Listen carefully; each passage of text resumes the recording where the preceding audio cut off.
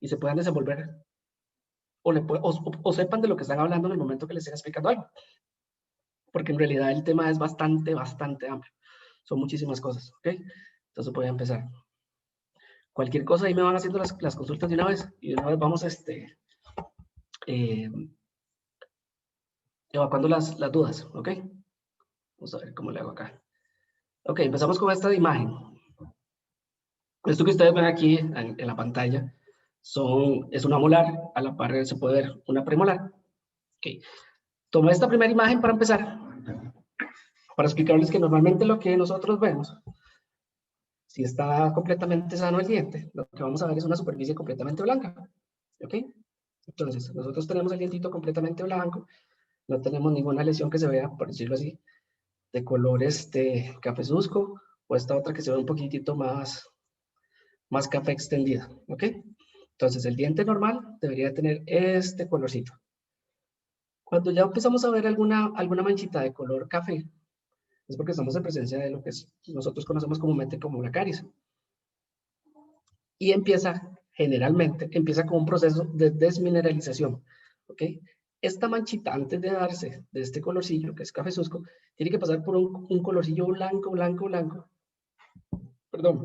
tiza, como la tiza que se utilizaba antes en las escuelas y lo demás, que se ve completamente como opaco. Entonces, ustedes mismos se pueden examinar en algún momento y se van a ver, se tratan de secar lo más que puedan la superficie y van a ver si en alguna parte del diente o alguna parte de alguna muela van a ver una superficie completamente blanca, que sea muchísimo más blanco que la totalidad del diente, ¿ok? Esto es un inicio de una desmineralización.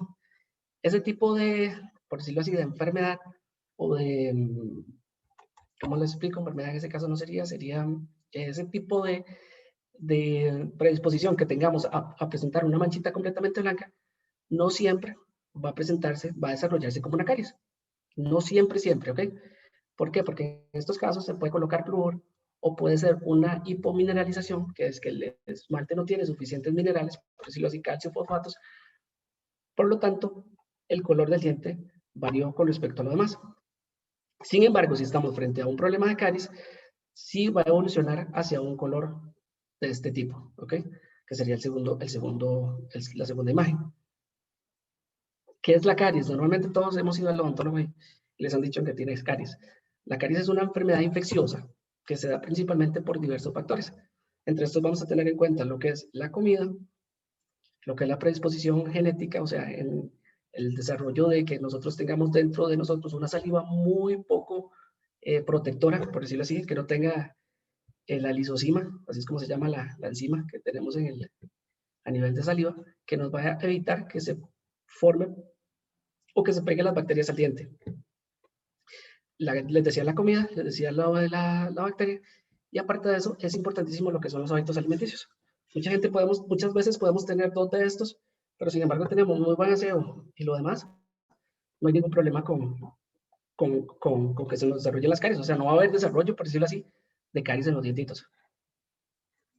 En cuanto a comida, la alimentación es muy importante porque tiene que ver mucho lo que es la cantidad de azúcar que se consuma, la cantidad de alimentos altos por decirlo así, chocolates, confites, lo que son las galletas que tienen mucho relleno, tienden a tener mucha cantidad de azúcar agregada y esto tiende a hacer que las bacterias que provocan la caries se vean más atraídas a este tipo de comida y lo que hacen es que empiezan a consumir y los ácidos que ellas producen va a producir la descalcificación del esmalte y por ende la producción de las caries. Ok, como les decía, este segundo es el inicio de una caries que se empieza a ver cafezuzco y la tercera imagen ya nos da una caries, por decirlo así, un poquito más profundo, que es lo comúnmente uno ve que llegan los pacientes. O sea, la mayoría son veinteañeros. La mayoría de personas llegan a la consulta y lo que llegan son con cavidades de este tamaño o colores de este tamaño. Entonces le preguntan, bueno, mira doctor, ¿por qué es que tengo esta mancha en el diente y lo demás? En el momento que uno toca esto, bueno, en el momento que uno lo ve, se ve una mancha completamente grandota en la superficie. Y uno llega y agarra un instrumento, se utiliza un explorador comúnmente para hacer eso, agarra un explorador y le mete la puntita. No sé si han visto lo que es un gancho de oso. Esta superficie que está acá Ahí sí se va el cursor, ahora sí. Esa superficie que está acá se desprende por completo. O sea, se le va a hacer un agujero grandísimo en la molar. ¿Ok? Entonces va a quedar un hueco. Yo siempre les digo que es como el tamaño de la catedral. Seguidamente, ¿ok? Como les mencionaba, empezamos con lo que son el proceso de caries. Este dientito, el primero, podemos ver que está completamente sano, ¿ok? Las manchas blanquecinas, de acuerdo a lo que les expliqué hace poquito, podríamos ser los que son inicios de una caries, o podría ser procesos de desmineralización, ¿ok? Entonces, normalmente vamos a ver algo completamente blanco, y que va a ser completamente, o sea, va a ser totalmente opaco con relación a lo que está alrededor. Partes del diente, importantísimo también. Siempre a nivel dental, o a nivel de cada una de las estructuras dentales, vamos a tener tres partes básicas que van a ser el esmalte, que va a ser la parte blanca que se ve. Vamos a tener las partecitas rojas como con amarillo, si lo logran ver ahí. Eso va a ser la dentina. Y la parte central, que es la que está llenita de colores, eso va a ser la pulpa. La pulpa que va a tener los vasos sanguíneos y va a tener también lo que es el nervio del diente. ¿Ok? Tercera imagen, que sería esta de acá. Empezamos viendo lo que sería, ya pasó de una desmineralización a lo que es una caries un poquitito más profunda, o sea, ya afectó la superficie del esmalte. Como les mencioné, la mayoría de muchachos y la mayoría de muchachas llegan con un tipo de manchita que normalmente es muy salvable, o sea, esto no es doloroso, esto no hay ningún problema. Sin embargo, si se presenta una de estas, la cuarta imagen, si empezamos a analizar esto, ya esto llegó a la parte de la dentina. Dentina que sería la segunda capa del diente. Entonces ya la persona llega con un poquito más de dolor. ¿Dolor a qué? Dolor a lo que es frío y calor. Normalmente el dolor no es espontáneo, si no se presenta solamente cuando se está ingiriendo algún tipo de bebida o, por decirlo, es muy normal que le digan a uno, se está tomando, me tomé una cerveza, que me tomé una Coca-Cola, que tomé un poco de café y que se empieza a producir cierto impulso y cierto dolor en la zona. Esta sí es un poquito dolorosa, sin embargo sí se puede restaurar. Ahorita les voy a hablar sobre los materiales para restaurar. Se puede restaurar perfectamente en una sola sesión y ahí se logra obturar la pieza. Vemos ahora que esto también es otra de las cosas muy comunes, que la mayoría de gente llega y le dice, bueno, no, mejor quíteme la pieza, yo no quiero hacer tratamiento de conducto. Cuando la caries invadió tanto el esmalte, ya pasó totalmente la superficie de la dentina y está llegando a la superficie de la pulpa, ¿ok? Estos casos, eso va a depender mucho de cada uno de nosotros como clínicos y como operadores. ¿Por qué razón? En este momento está llegando, y si nosotros vemos muy detalladamente, la partecita negra no está pasando a la parte de colores, a lo que yo les dije que era la pulpa del diente, la pulpa del diente que contiene los vasos sanguíneos y los nervios. Este tipo por decirlo así, de infección, podríamos colocarle una base, se coloca un material, y dependiendo de cómo reaccione la persona, o sea, cómo reaccione el organismo, la pieza probablemente no sea necesario hacerle un tratamiento de conducto. ¿Ok? También es muy, pero muy doloroso. Es muy doloroso cómo llegan los pacientes, o sea, cómo lo expresan ellos al momento de llegar a la consulta, porque sí es bastante la afección que hay. Estamos completamente tocando casi la totalidad del nervio. Sin embargo, está apenas salvable, por decirlo así. Vamos con esta última imagen, que ya es cuando llega una persona, y no sé si han visto o ustedes mismos han tenido, que les duele en la noche, que les duele en el día, que les duele cuando comen algo frío, que les duele cuando comen algo caliente, y que es un dolor de la gran puñeta. Aquí estamos frente a un caso de afección de caries dentro de la pulpa dental. También cada uno como clínico es el que va a determinar si la pieza es salvable o no, si la pieza puede ser tratada por medio de un tratamiento de endodoncia, que es tratamiento de conductos, o tratamiento de nervio, y si después se puede restaurar. Vamos por aquí, observamos que ya invadió lo que es la pulpa dental, se comió, por decirlo así, la parte del esmalte, invadió la dentina y estamos completamente comiendo lo que es el nervio y la pulpa del diente. Vemos acá, en la pura puntita, abajo en la raíz, eso se llama ápice, que se forma como un globito rojo, ¿ok? ¿Qué es lo que pasa? Como les expliqué al inicio, la caries es una enfermedad multifactorial y está producida por bacterias. Entonces, estas cabroncillas bacterias van a entrar a lo que es la pulpa del diente y van a empezar a hacer un recorrido y se van a establecer en la punta del ápice del diente, ¿ok? Entonces, ¿qué es esa pelotita que se ve ahí? Es cuando se forma un absceso. No sé si ustedes han visto a alguien que dice que le duele mucho una muela o que está en un proceso de endodoncia y le ven los cachetes, o sea, o le ven los cachetes o cualquier parte de la boca súper inflamada. Es esta partecita, que ya las bacterias invadieron tanto, invadieron todo el sistema del diente y se establecieron abajo y empezaron a hacer una comunidad en la punta de la raíz del diente. Entonces, ellas hacen muchas, por decirlo así, como muchas comunidades, muchas casitas alrededor, así les explico yo a mis pacientes, y se forma un absceso, o sea, se hace un pelotón grandísimo, y eso está lleno completamente de pus. Importantísimo en este caso, igual como les mencionaba, cada uno de nosotros como clínico es el que tiene la responsabilidad de determinar si se envía antibiótico, si es salvable la pieza, si la pieza, o a través de un tratamiento de nervios se puede recuperar. Entonces son varios los factores que se toman en cuenta y varias las posibilidades o tratamientos que se pueden elegir. ¿Vamos bien, compañeros? ¿O voy muy rápido? ¿Estamos bien? Perfecto. Está todo bien. Todo Ok. bien. Seguimos con otra de las patologías muy comunes en odontología, que también es muy común, tanto hombres como mujeres. Sin embargo, es más común la pregunta en las mujeres, en las muchachas, que es cuando llegan y tenemos una encía completamente inflamada y llegan y le consultan a uno de por qué razón me está sangrando tanto la encía, que me huele la boca muy feo, y es la verdad, o sea, huele la boca muy feo cuando hay inflamación de encías. Y aparte de eso, que duele la encía y duele el diente. Entonces estamos frente a lo que nosotros llamamos una gingivitis, en el cual se va a inflamar por completo la parte de la encía, se va a poner completamente roja. Vamos a tener que el diente se va a llenar por completo de sarro alrededor, que vamos a ver una mancha negra o una mancha verduzca. Yo no sé si han visto gente o conocen gente que donde se ríe se les ve en el borde del diente, en los dientes del frente, cierta cantidad como un halito verde o negro. Eso es por la cantidad de sarro que se tiene. Entonces, otra de las enfermedades, como les mencioné antes, es la gingivitis, en la cual se va a dar una inflamación de todos los tejidos de soporte del diente. En este caso está muy fácilmente ejemplificado la inflamación, el sarro. Les decía que es muy común en las mujeres que hagan la consulta y más en periodos de menstruación. Yo siempre les digo que cuando hay un sangrado muy excesivo en periodo de menstruación de las mujeres a nivel oral que tengan mucho sangrado, o sea, a la hora de cepillarse los dientes, es porque en realidad estamos teniendo un proceso de infección y de inflamación a nivel bucal. Las encías están completamente infectadas. Es muy importante hacer un chequeo en ese momento.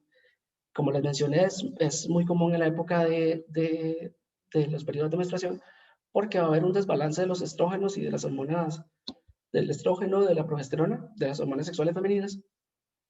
Y estas bacterias también, como lo dije anteriormente, van a agarrar esos estrógenos, toda esta comidita, les digo yo, y van a empezar a construir a multiplicarse y a triplicarse. Entonces, al haber este desorden, ellas van a decir, mira, aquí hay comida por todo lado a nivel de boca, y empiezan a comer y a comer y a comer, y en 5 minutos, por decirlo así, vamos a tener 3 millones de bacterias establecidas en boca, ¿ok? Y eso es bastante perjudicial para la salud oral. Seguimos, compañeros. Ahora, cuando un paciente no se trata una gingivitis, que es la inflamación de encías, que lo vemos del lado izquierdo, por decirlo así, vamos a evolucionar a lo que es una periodontitis, en el cual no vamos a tener ya solamente un sangrado y un enrojecimiento de encías, aparte de mal olor, sino que vamos a tener una pérdida del hueso. Si ustedes comparan las dos imágenes, van a ver la diferencia en cuanto al tamaño de hueso que hay de un lado al otro y la cantidad de sarro que está teniendo la pieza del lado derecho, ¿ok? La parte que se ve como amarillo o cafezuzca, es la parte de sarro, cálculo, placa que está teniendo la piecilla. Es muy común que se vean, no sé si logran ver en la parte de la corona, que se vea, que uno se vea en el espejo Yo normalmente les presento, les enseño a mis pacientes y se ve como un relieve en las superficies de las molares, más que todo en la parte de abajo, en la parte de abajo. Entonces ustedes ahora se van a chequear y se van a ver si en realidad logran ver, no es que no puedo presentar, si logran ver este relieve que se forma alrededor de la molar. Esto es muy característico de pacientes que tienen una enfermedad periodontal. ¿Cuál es el problema de la enfermedad periodontal? El problema de la enfermedad periodontal es que los tejidos de soporte se pierden por completo. O sea, una persona que no se trate ese tipo de patología, en poco tiempo, quizás 10, 15 años, digo yo, poco tiempo, 10, 15 años, van a empezar a perder los dientes. Y es muy común que empiecen con un dolor insoportable y llegan a consulta y le dicen a uno, mira, doctor, es que no aguanto este diente, pero yo no me veo que tenga ningún huequito, no tengo caries, no tengo nada. No, en efecto, la persona no tiene caries, no tiene absolutamente nada. Sin embargo, a la hora de realizar el examen minucioso, se da uno cuenta que la persona lo que tiene es una enfermedad de las encías o enfermedad periodontal. Estos estadios, actualmente en el 2018, salió la nueva clasificación de enfermedades periodontales, está muy relacionado con todas las enfermedades sistémicas que uno puede tener. O sea, está muy relacionado con enfermedad cardíaca, con enfermedades como la diabetes, con enfermedades como la hipertensión arterial, muy relacionado con pacientes VIH, pacientes con SIDA.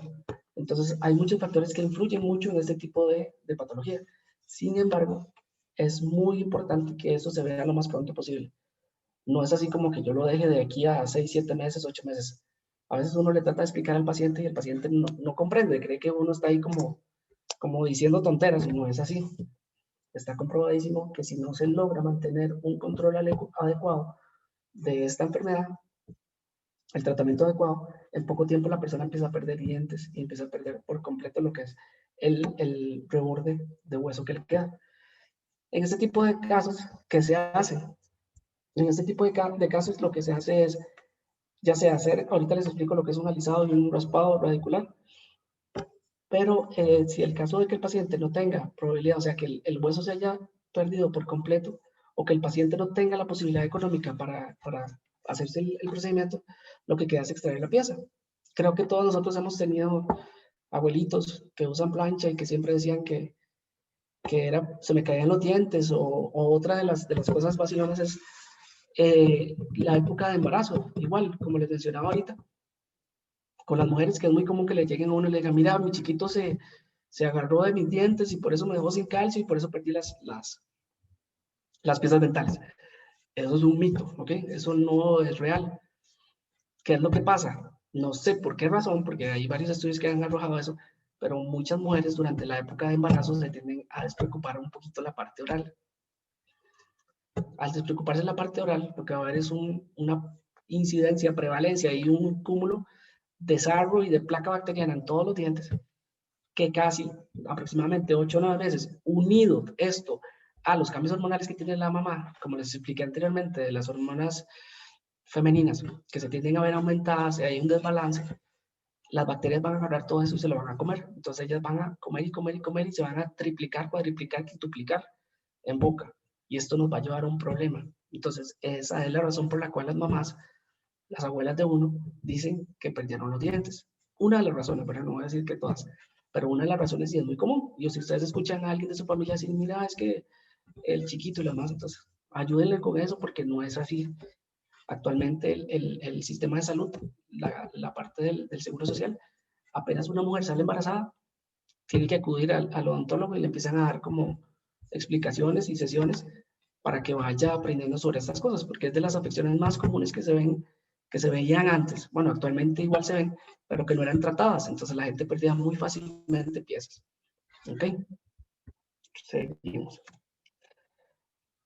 Otra de las cosas que más me gusta a mí es cuando veo las cordales, y es muy común que también, digamos, aproximadamente entre 18 a 30 años, que es que salen, que lleguen y le digan a uno que tiene un dolor en la parte de la mandíbula, o les duele mucho la cabeza, o duele mucho los oídos, que son las características más básicas, o que fueron al otorrino y que el otorrinolaringólogo les dice que no tiene nada a nivel de nariz, ni oídos, ni garganta. Y a la hora de analizarlo uno, observa que están las molares, que son Las cordales están completamente impactadas. ¿Qué es una molar o una cordal impactada? Es aquella que está ubicada normalmente en una posición de ese tipo, o en esta posición, en esta otra, la que se ve como roja, en cualquiera de las dos posiciones, y que está ejerciendo presión hacia adelante de las piecitas, hacia la molar que está a la par de ella, con el fin de tratar de salir, ¿ok?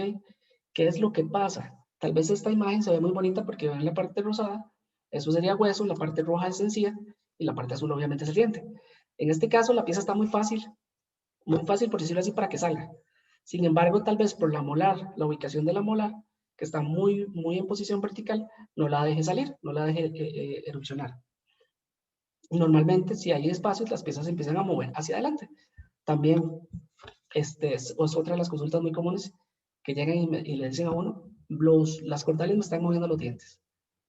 Y uno empieza a chequear, y es cierto, o sea, hay una fuerza excesiva de la última molar que está tratando de mover las piezas hacia adelante, y dependiendo de los espacios que hayan entre los dientes, las piezas empiezan a mover.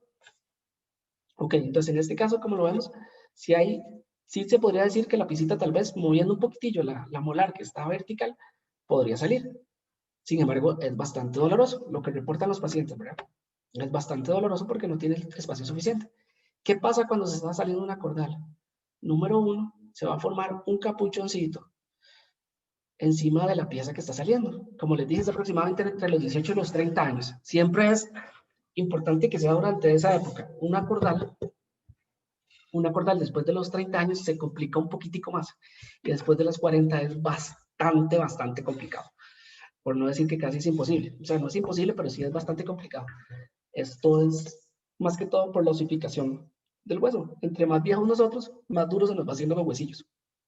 Ya luego hay un declive dependiendo de la concentración de calcio que tengamos en el organismo. Ya después de los 40, 50, con las mujeres con la menopausia y los hombres ya después de cierta edad, empiezan a perder las reservas de calcio y ya empieza lo que ustedes conocen normalmente como la osteoporosis, osteopenia.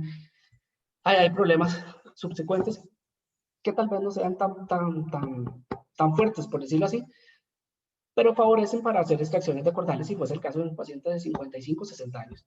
Pero la época que más te interesa es como los 40, que sí es bastante complicado.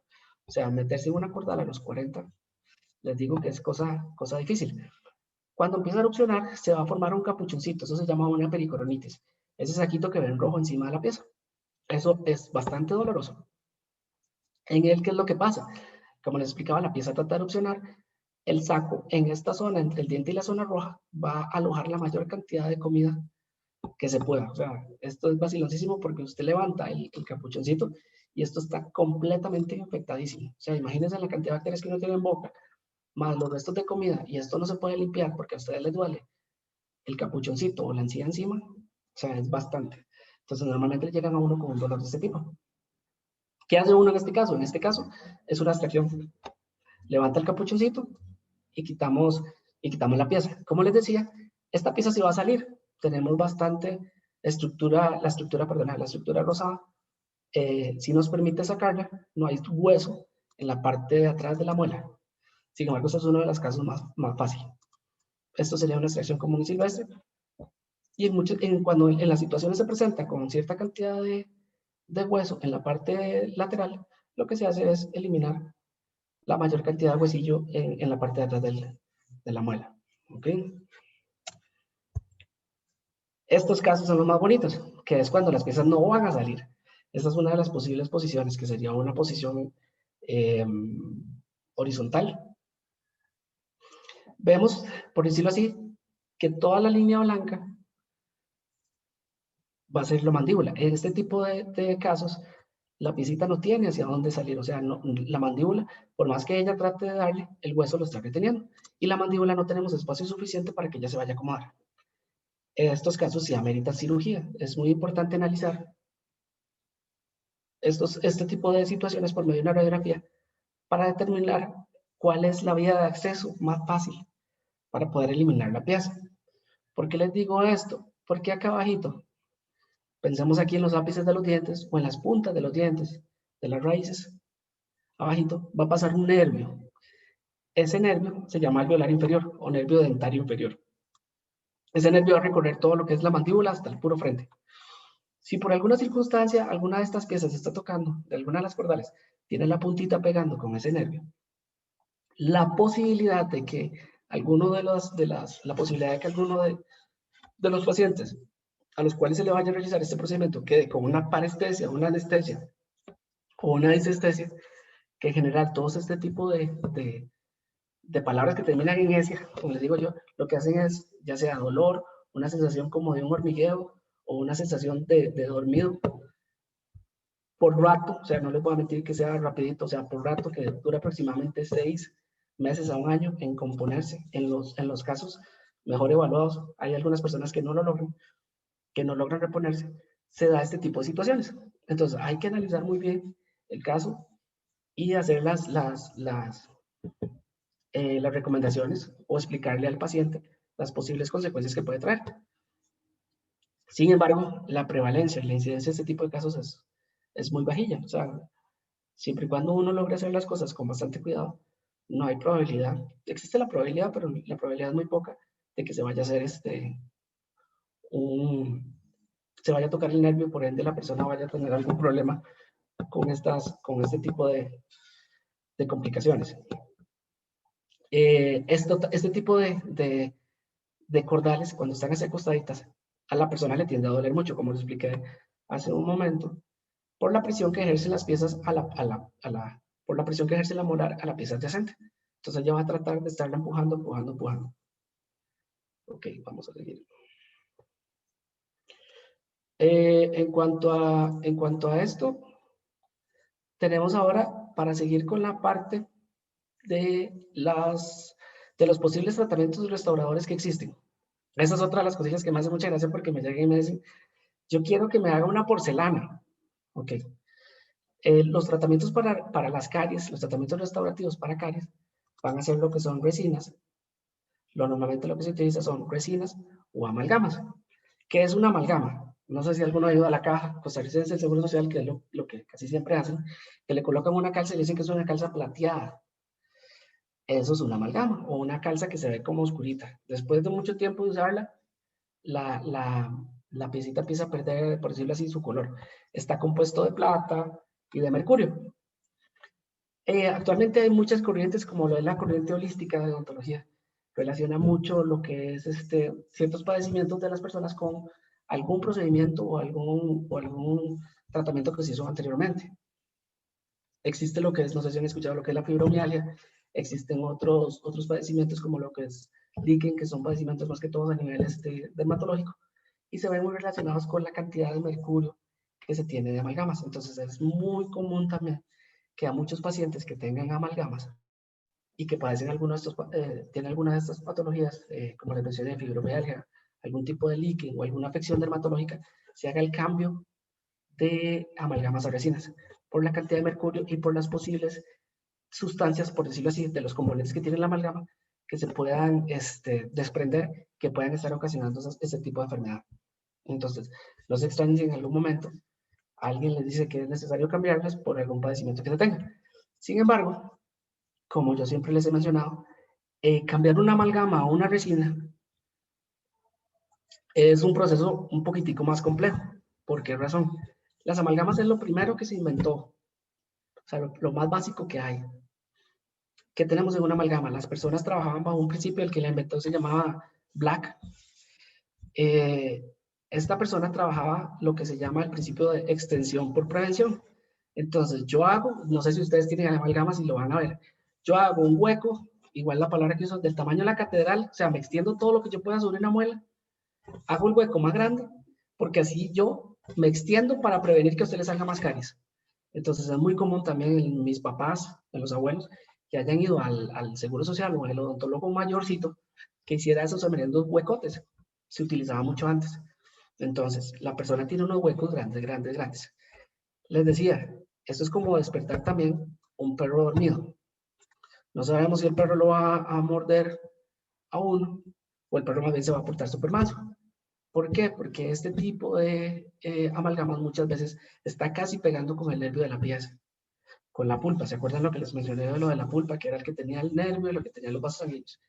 Están casi pegando y mucha gente no tolera por el procedimiento que trae la colocación de una resina. Entonces, a veces es mejor mantener una amalgama en boca, aunque esté negrita, tenga mucho tiempo, pero si se toma una radiografía perfecta, se toma una radiografía y se ve que clínicamente se ve bonita, o sea, que no hay nada, mejor dejarla ahí quietita. Y siempre y cuando no tengamos ningún padecimiento extra, como les mencioné anteriormente, lo de la parte de algún padecimiento dermatológico, alguna complicación que se pueda ver a nivel de boca, que pueda estar relacionada con lo que se pueden desprender este material. Las resinas, vamos con las resinas que serían las blancas, que es lo normal. Como les mencioné antes, que me dicen que es porcelana, la resina no es porcelana, se parece mucho. Es un material blanco, existe actualmente, dependiendo del color del diente, uno puede escoger la resina que quiera, o sea, hay de todo tipo de colores. Un toquecito. Todo tipo de colores, dependiendo de qué tan blanco pueda ser el diente. ¿Cuál es el problema con las resinas? Como les mencioné, con relación a la amalgama. A veces uno llega y quita la amalgama, coloca una resina y la persona empieza a sentir cierto grado de sensibilidad. Las resinas son muy sensibles al agua y a la saliva. Entonces, en el momento en que uno la coloca, uno como clínico tiene que estar la superficie completamente seca. Ahí uno más o menos va midiendo, hay que medir ciertos parámetros, pero en realidad tiene que estar lo más seco posible para que la pieza no vaya a tener un grado de sensibilidad. Sin embargo, pese a que uno hace el procedimiento bajo todo el protocolo que hay que hacer, muchas personas experimentan una sensibilidad bastante grande posterior a haberse cambiado las amalgamas por resinas. O una calza que llega y le dicen a uno que por favor la hagamos en resina. ¿Okay? Actualmente se puede decir que el 95% de los odontólogos solo trabajan resinas. Es muy poca la gente que trabaja amalgamas. Sin embargo, sí, esa es una pequeña complicación que se puede traer. Existen ahorita en el mercado calidades de resina de todo tipo. O sea, uno puede conseguir uno como operario, como clínico, puede conseguir resinas desde los 5.000 colores hasta los 100.000 colores. Entonces, eso va a depender mucho de la confianza que le tenga uno al odontólogo, por decirlo así, para que le pregunte qué tipo de calidad, qué calidad de resina es la que utiliza. Porque así como pueden haber las de 5.000, la sensibilidad puede ser bastante alta. ¿Okay? Sin embargo, entre más aumenta el precio, lamentablemente así es como funciona, la calidad de la resina va a ir mejorando. Y eso le va a dar mucha mejor estabilidad, mucho mayor color y va a tener menos sensibilidad de lo que se podría tener. Por aquello de que algunos de ustedes hayan tenido algún problema con alguna resina, normalmente lo que se hace es dar aproximadamente 3 a 4 meses después de haber colocado la resina. Si después de este periodo de tiempo la resina sigue todavía doliendo, o sea, que ustedes llegan y consumen algo frío o algo caliente y sienten un jalonazo, ya a partir de ese momento es cuando ya uno empieza a analizar las posibilidades, qué es lo que está pasando, ¿verdad? En ese caso de remover la restauración vieja, o sea, la restauración de resina que existía, y poner otra nueva. Muchas veces las personas no mejoran solo con eso. Entonces, a veces he tenido los casos de que no mejoran y lo que uno hace es volverse otra vez a la amalgama. Es muy común que la gente diga, soy intolerante a la amalgama, o sea, esa palabra no es como, intolerante a la resina. Eso no existe, o sea, no es intolerante a la resina, sino es que le provoca mucha sensibilidad lo que es la resina y le favorece más una amalgama. Me acuerdo en la universidad que una doctora que era que era defensora de la amalgama, decía que siempre y cuando uno no fuera modelo de boca, ¿para qué se iba a poner resinas? Que mejor andar ahí con los dientes oscuros, pero que no le dolieran que andar un montón de resinas. Sin embargo, conforme pasa el tiempo, conforme han pasado los años, las resinas han mejorado montones. Y en realidad los procesos de estos de sensibilidad o del más mínimo dolor a la comida o a la ingesta de algún líquido han ido bajando considerablemente.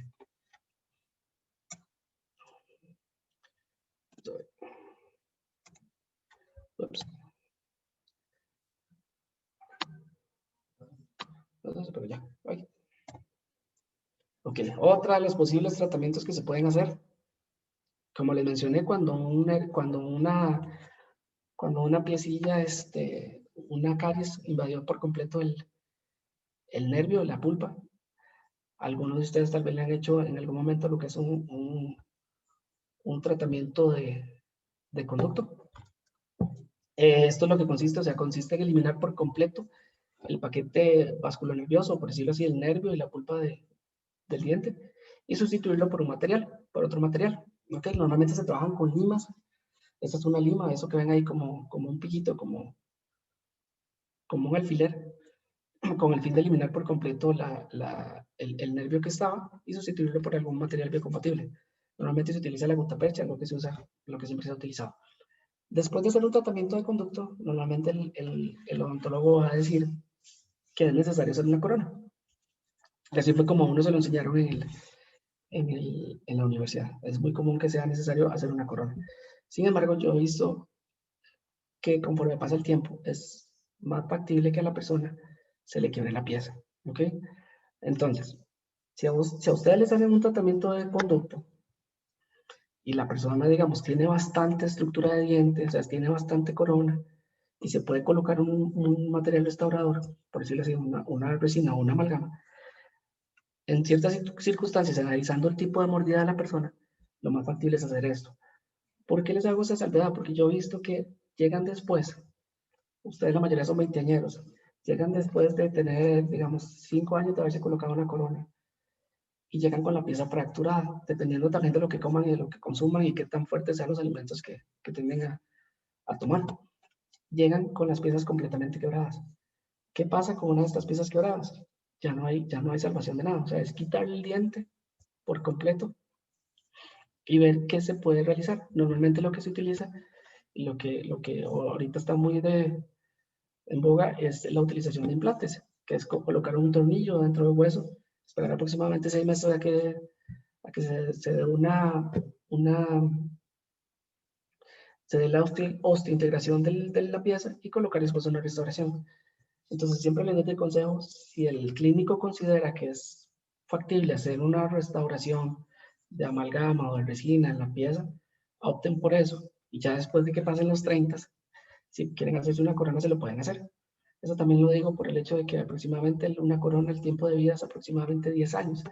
Entonces, si nosotros vamos sumando el tiempo, una corona a los 20 años significa que ya a los 30 quizás haya que cambiarla o quizás haya que quitar la pieza. Entonces ahí ya hay que pensar en colocar un implante o hacer un puente o ver qué se hace o colocar una prótesis con el fin de mantener de restablecer la función que teníamos en boca, o sea, de restablecer los dientes que teníamos. Esta otra imagen lo que nos enseña son los diferentes, estos son los, se me olvidó la palabra, espérate, los endopostes que se utilizan cuando hay que reconstruir un diente que tiene tratamiento de conducto. Estos de metal, estos son como tornillitos que se meten dentro de la raíz. Se utilizan para darle mayor retención a las coronas, lo que les hablaba ahorita. Entonces, en esta primera imagen, la imagen de la izquierda, se puede ver que probablemente pueda realizarse una restauración, pero en el caso de que no, lo que se hace es colocar un perno o un endoposte, serían estas cositas que se ven ahí, se meten dentro de la raíz, y encima, que es también muy común que le lleguen a uno a decirle que es una corona, y esto sí es de porcelana. Esta es una corona y es de porcelana, ¿ok? Que es lo que más se utiliza. Entonces se coloca una corona porcelana sobre el diente, que siempre va a tener una formita como de sombrero, y lo que se pone es un capuchoncito encima de la pieza. ¿Ok? Entonces vamos con esos.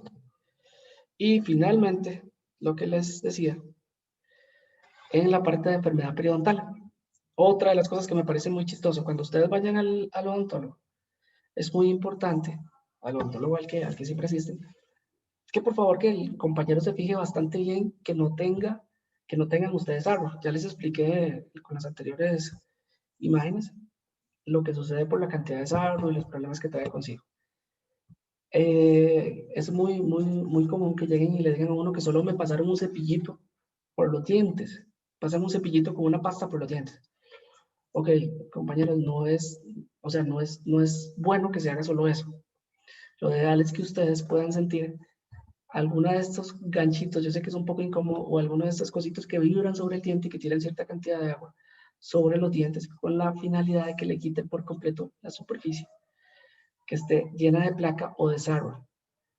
Ok, compañeros, entonces es muy importante que se elimine por completo todo eso que ustedes sienten. De hecho, un ejercicio que es muy fácil de hacer es pasarse la lengua por la parte de atrás de las molares de abajo y ustedes van a sentir si en realidad las piezas se sienten completamente lisas. Entonces ustedes van a pasar la lengua por las molares de abajo, en la parte de atrás, Si ustedes sienten completamente liso, significa que las piezas están completamente limpias. O sea, después de haberse lavado los dientes pueden hacer eso. Si no, significa que hay cierta cantidad de sarro y cierta cantidad de placa pegada al diente. Lo ideal en ese tipo de situaciones es hacer un raspado y un alisado radicular. Llegar y quitar por completo la cantidad de sarrillo y la cantidad de placa. Yo les digo a veces así, sin verles una lengua, la cantidad de cochinadilla que tiene pegada en el diente y que eso es lo que nos provoca la mayor cantidad de enfermedades. Con eso terminamos, compañeros. Yo no sé si preguntas, yo le comentaba a Diego que esto es lo más básico. Sin embargo, si alguno de ustedes tiene consultas, me imagino que siempre hay consultillas de eso, con mucho gusto me las hacen y a ver en qué les puedo ayudar. Diego. Sí, bueno, yo creo que estuvo súper interesante toda la explicación en realidad y súper sencillo de entender. Y no sé si, bueno, acá hay una pregunta en el chat, la voy a leer. Perdón, ¿el qué? Acá hay una pregunta en el chat, la voy a leer. Dice, ¿con qué frecuencia se debe cambiar la resina sin considerar la sensibilidad? La resina se tiene que cambiar dependiendo de qué tan manchadas se puedan ver. Normalmente es a criterio del clínico. Si la pieza se encuentra muy manchada y es una pieza estética, es una pieza del frente, yo diría que cada vez que la persona sí la medite, o cada vez que usted vaya a hacerse el examen clínico y el odontólogo o el clínico determine que la pieza tiene una caries residual. Caries residual es que a la par de la resina se está formando caries, o que haya una filtración por eso, o una filtración en la resina porque se abrió un huequito comiendo algo, lo que sea, que se haya roto lo más mínimo, ya sea de diente o material, que sea necesario cambiar.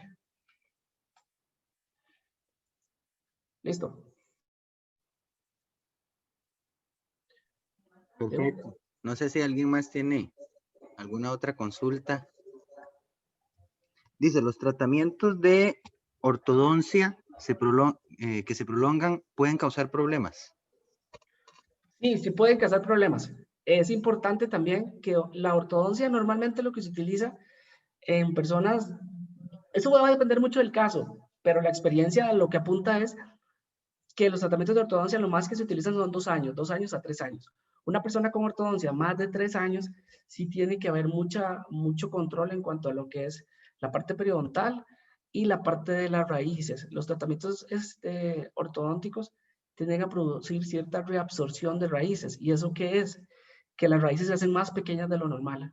¿Ok? Entonces se van reabsorbiendo. ¿Qué pasa? Cuando se quitan los brackets, se quita la ortodoncia, las piezas empiezan a bailar. O sea, las piezas se están moviendo para todo lado. ¿Por qué? Porque la raíz no está del mismo largo a como debería estar al inicio. Se perdió por completo, entonces ya no hay suficiente anclaje al hueso por parte del diente. Entonces, muy importante la parte de estarse chequeando después de 3 años. La ortodoncia normalmente, como les decía, en muchachos menores de 25 y eso, 18, por ahí estamos, dura aproximadamente 2 años. Cuando es alguien mayorcito, por el grado de osificación y por el grado de dureza, por decirlo así, del hueso, después de los 30, la ortodoncia, y dependiendo del caso, la ortodoncia puede durar un poquito más de tiempo. O sea, estamos hablando de 3, 4 años. Sin embargo, siempre tiene que haber un control muy detallado del clínico y un aseo bastante minucioso de las piezas dentales. Perfecto. Tenemos otra pregunta. Dice, hola, ¿es normal que después de extraída la cordal siga apareciendo esa inflamación o bultito? Digamos, una cordal, la cicatrización de este tipo de piezas dura aproximadamente, se puede dar hasta 3 meses. Ya después de 3 meses, ese bultico no debería aparecer. Lo más probable, ese bultico aparece cuando hay mucha suciedad acumulada en la zona. Importante que se deje, digamos, analizar y que el odontólogo que esté a cargo lo revise, que te vayas a revisar, si fuese el caso, y que determine si en realidad no hay una bolsa o hay algo detrás de la pieza. ¿A qué me refiero con que hay algo? Que sea mucha cantidad de cálculo y lo demás, y te está provocando una inflamación en esa zona de la boca.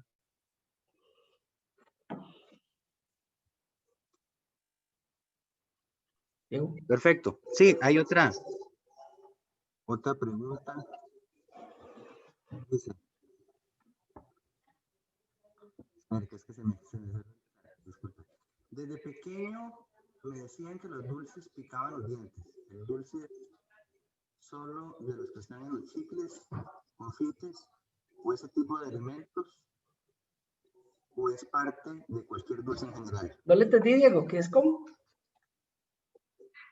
Más o menos dice que desde pequeño a uno siempre le dicen, ¿verdad? Que los confites pican los dientes. Entonces, ¿es solo de ese tipo de alimentos, de chicles, confites y demás? ¿O es cualquier otro dulce de cualquier alimento en general el que puede causar Casi caries? siempre uno se enfoca a lo que es azúcar simple, que es lo que trae más que todo el chicle que no traiga, los chicles que no sean Trident, por decirlo así, los confites, o no sé si conocían los chiclosos también, que son como muy pegajosos. Normalmente eso tiene mucha cantidad de azúcar refinada, o azúcares, que son carbohidratos, y ese es el sustrato principal para que las bacterias que provocan la caries puedan reproducirse y puedan provocar los ácidos que provocan la caries. Entonces, se podría decir que sí. Aparte de eso, también estamos enfocados a las galletas que tienen mucho relleno, mucho azúcar, como les decía ahorita al inicio, lo que son las chiquis, las cremitas y todas estas cosas. Y otro de los factores también, que tal vez no lo mencioné al inicio, es la posibilidad de retención que se tengan las molares. Las molares, yo siempre les digo, ustedes se tocan con la lengua las muelas y van a sentir como unos valles, como unas montañas. Dependiendo de la profundidad de esos valles y de la altura de esas montañas, va a ser la disposición a tener caries. O sea, se habla de piezas muy retentivas. Entonces, a la hora de tener piezas muy retentivas, una persona que tenga piezas muy retentivas y aparte de eso consume muchísima cantidad de chocolates, muchísima cantidad de confites, mucha azúcar refinada, mucha galleta y aparte de eso no se lava los dientes, la probabilidad de que tenga caries es bastante elevada. Doc, ¿qué tanta Bueno, adelante. ¿Perdón? Adelante, es que había una pregunta, Perdón. pero adelante. ¿Qué tanta posibilidad hay, digamos, de que se crea o no sé, o se haga una carie a una persona que tiene ortodoncia, pero tiene bandas, digamos, adentro de la banda, por decirlo así? Compañera, verás que eso es algo de las cosillas que yo no estoy a favor, porque actualmente ya las bandas no se usan. Las bandas, son muy poca gente la que utiliza las bandas. Lo que se utiliza es un tipo de bracket chiquitito, como un bracket donde se pone el alambre y se fija. La probabilidad es bastante alta, sin embargo, depende mucho de la calidad del material que utilice el operario. Si en realidad el cemento que se utilizó era de ionómero de vidrio, el cemento tenía propiedades que ayudan a evitar que se formen caries, no se te va a formar. Pero si es un cemento así de muy baja calidad y lo demás, la filtración se puede dar y por ende pueden aparecer caries. Sí me han llegado pacientes con esas cosillas, no te voy a negar, y gente muy jovencita, con piezas completamente destruidas y es por la caries que se forma dentro de la banda. Entonces eso lo deberías de conversar tal vez con la persona que te puso los brackets y hacerle la consulta, pero sí es bastante probable que se dé. Y igual ahí funciona como una carie normal, porque digo, uno no puede ver como alrededor ni nada, porque está totalmente rodeada el diente, bueno, la muela por la banda, digamos, entonces sería solo con dolor y así. Sería solamente a dolor, exactamente, o que quiten la banda para poder ver. Porque ni una radiografía, la radiografía no va a funcionar ahí porque corta por completo el metal va a salir del mismo color del color de la caries, perdón, del color de la caries a la hora de verlo uno, entonces no va a funcionar la radiografía. Bueno, todo bien, gracias. Perfecto. Pura vida. Tenemos otra pregunta por aquí que dice, al profesional tratante, ¿qué se le puede solicitar o en qué consiste una valoración odontológica? ¿Es una historia clínica? Se toma en cuenta lo que es la historia clínica y aparte de eso se toma en cuenta el examen clínico. La historia clínica se va a tomar en cuenta siempre lo que son los padecimientos que tenga la persona, enfermedades sistémicas, algún medicamento que esté tomando, alguna cirugía que haya tenido, alguna alergia que se tenga, alergias a medicamentos. Y aparte de eso se toma en cuenta también lo que es el examen clínico, que es revisar cada una de las piezas, revisar algo que no se hace muy común, bueno, yo sí lo hago, pero la gente no lo hace, es revisar encías, que es como una sonda periodontal, que era para evitar los problemas estos de encías, como les mencioné al inicio, de periodontitis, gingivitis y lo demás, que es algo como que podría uno llegar y plantearlo, ¿verdad? No todos los colegas lo hacen, pero quizás con base en estos conocimientos que ahorita aprendieron, puedan hacer ustedes la consulta y que en realidad la persona que esté a cargo de la consulta odontológica les haga el procedimiento. Perfecto. Hay otra pregunta de Diego que dice, pregunta, después de ingerir alimentos, ¿hay un tiempo recomendable para lavarse los dientes?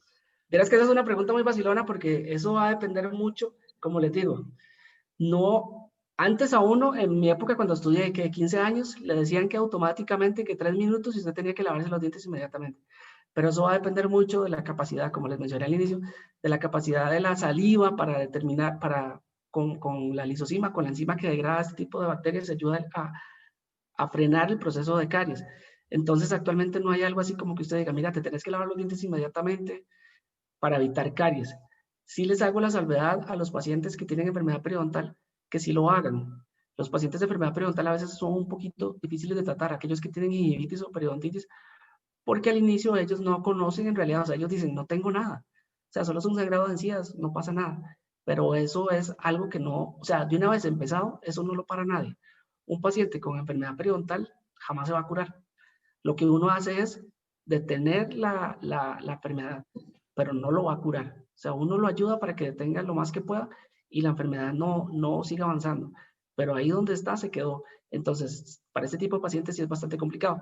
Para las caries actualmente no existe, como les digo, no existe algo ya establecido de que uno tenga que rapidísimo, 3, 4 minutos tiene que lavarse los dientes. Eso ya no funciona. O sea, no funciona, no, sino ya no está aprobado como en la época cuando yo estudié, que sí decían que aproximadamente 3, 4 minutos. Perfecto. Después tenemos otra pregunta que dice, ¿cómo se puede saber si existe una afección en el nervio alveolar inferior si uno siente dolor después de una cirugía? Lo primero que siempre les digo al paciente, después de haberse hecho la cirugía, lo primero que yo les pregunto a los pacientes es, ¿siente dolor? A uno se le quita así, por decirlo de manera vulgar, todo el peso de encima. Cuando le dicen, sí, me duele bastante, y uno dice, ¿qué he dicho? Eso significa que la pieza no está haciendo, no hay afección del dentario inferior, del nervio. Automáticamente después de terminar la cirugía, después de haber pasado el proceso de anestesia, y la persona empieza a sentir dolor, es la alegría más grande, entonces no hay ningún problema. Son complicaciones posoperatorias casi inmediatas, o sea, se da en el momento. Si la persona sigue con esa parte de la boca dormida, es un hormigueo o una sensación como cuando uno toca algo con electricidad, como que se electrocuta. Es una sensación así como de jalonazo en las piecillas, perdón, en la parte de la mandíbula, no sé si ahí me ven, en la parte del reborde, o a nivel también de la lengua, que sería ahí el nervio lingual, que es otro de los que también se afecta, que uno sienta un hormigueo o que no sienta esa parte, no siente por completo nada. Perfecto. Alberto, también hay un par de preguntas que me mandaron por WhatsApp, entonces son dos. Voy a hacer la primera. Dice, ¿en qué consiste la valoración que realiza un odontólogo? ¿Es un criterio diagnóstico por escrito del estado en el que está la boca? Un estado por escrito.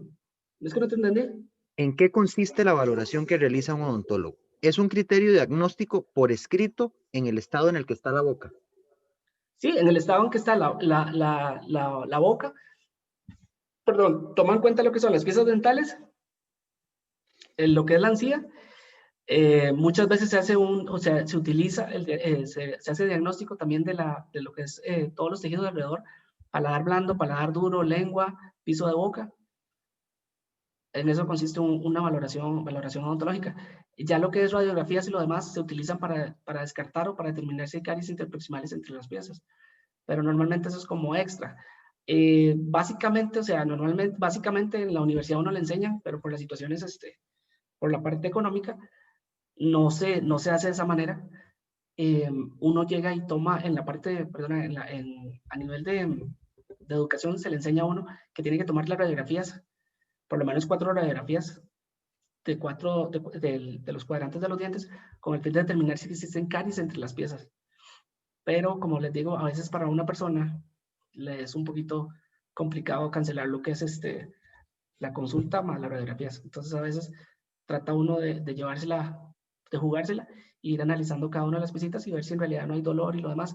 Con base en el explorador también uno puede determinar si existen caries entre las piezas. Entonces a veces quizás lo que es las caries interproximales no sea necesario tomar las radiografías. Perfecto. Y la otra era, al profesional tratante le podemos solicitar que realice una historia clínica o el estado en el que uno se encuentra.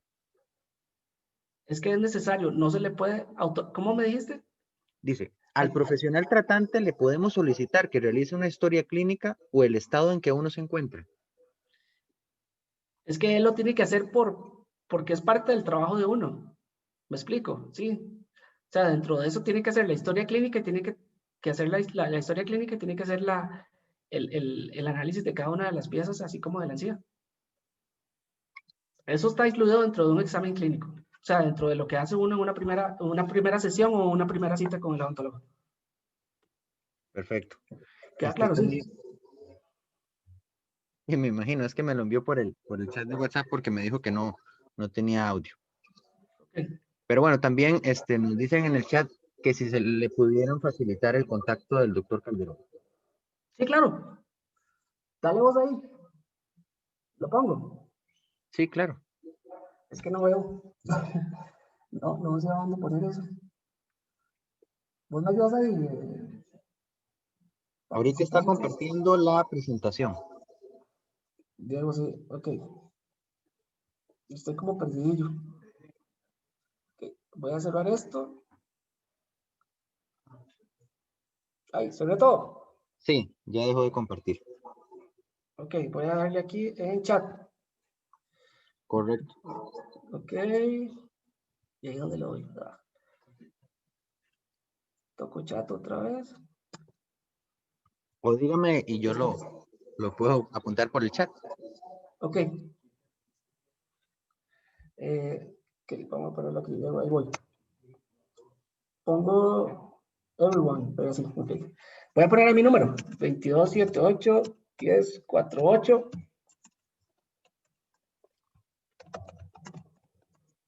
Ahí está el número de la clínica, ya lo voy a compartir. Estamos, Diego, compañeros.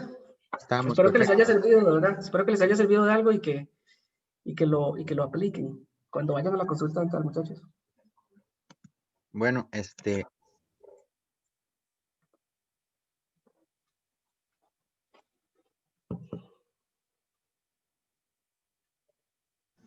No sé si fue que a Diego se le silenció la llamada, yo no lo escucho. Sí, Diego se le silenció. Dieguito. ¿Se escucha? ¿Ya? ¿Ahora? Ahora sí. Ahora sí. Ahora sí. Bueno, lo que les estaba diciendo, no sé qué habrá pasado. Lo que les estaba diciendo era que antes de finalizar, agradecerle profundamente al doctor Calderón por esta charla que estuvo súper interesante y la manera en el que explica se hace demasiado sencilla toda esa terminología y realmente, por lo menos en mi caso, entendí súper bien y me encantó la explicación. Entonces, de parte del programa de voluntariado, un profundo agradecimiento al doctor Alberto y bueno, pues con eso daríamos por concluida esta sesión o esta charla de salud bucodental. Muchas gracias a ustedes también por su participación. Como les comentaba al inicio, estén pendientes de las redes del programa en el que vamos a estar, digamos, trabajando más cursos también como diferentes charlas también y como les comentaba también al inicio, posiblemente, no es con el afán de ilusionarlos, pero tal vez en el corto plazo, en mediano plazo, podamos hacer algún proyecto presencial. Entonces ahí estén pendientes siempre de las redes del programa y muchísimas gracias por participar y nuevamente muchísimas gracias al doctor Alberto. Mucho gusto, compañeros. Gracias. Buenas Muchas noches. gracias. Gracias. Estuvo súper, la Buenas verdad. noches. Gracias.